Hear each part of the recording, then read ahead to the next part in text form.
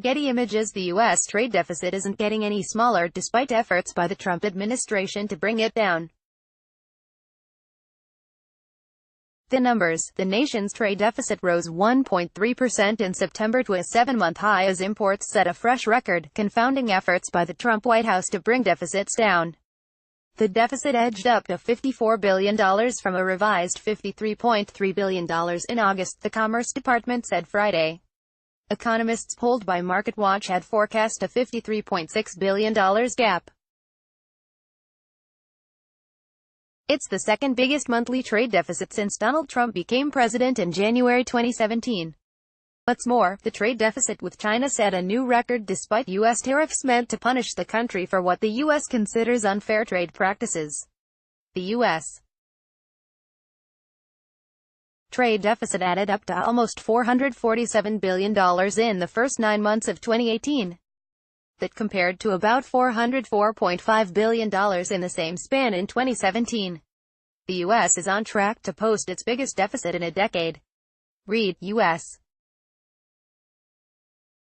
productivity jumps 2.2%, caps best back-to-back gain in 4 years. What happened? Imports rose 1.5% to a record $266.6 billion. The U.S. imported more telecommunications gear, computers, clothes and toys, among other things. Some of the influx of imported goods have been brought into the U.S. ahead of the holiday season.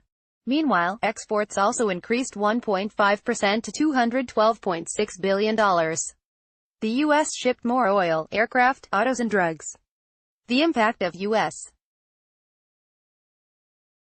tariffs on foreign steel and billions of dollars in Chinese goods, meanwhile, has had a limited impact so far. The biggest effect was to spur a surge in soybean exports during the spring as buyers and sellers sought to get ahead of the tariffs. Although soy exports fell in September, they are up sharply compared to a year earlier. Big picture, the U.S. trade deficit is both good and bad. A bigger gap reflects the stark reality that the American manufacturing sector is not as dominant globally as it once was. What's more, higher deficits reduce gross domestic product, the official measuring stick of the economy. At the same time, though, the strong U.S.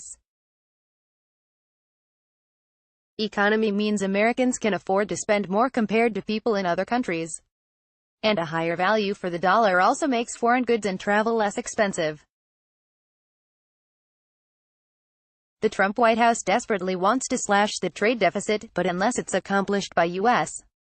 rebuilding its manufacturing base or Americans spending less, it won't do much to help the economy in the long run.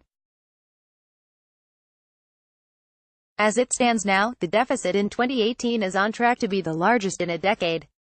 Opinion: Trump is right on the threat to trade from China. Market reaction: the Dow Jones Industrial Average DJIA 0.53% and the S. stocks were also set to open higher on Friday. The 10-year Treasury yield TMUBM USD 10Y 1.25% rose slightly at 3.17%. It's been creeping higher over the past few weeks.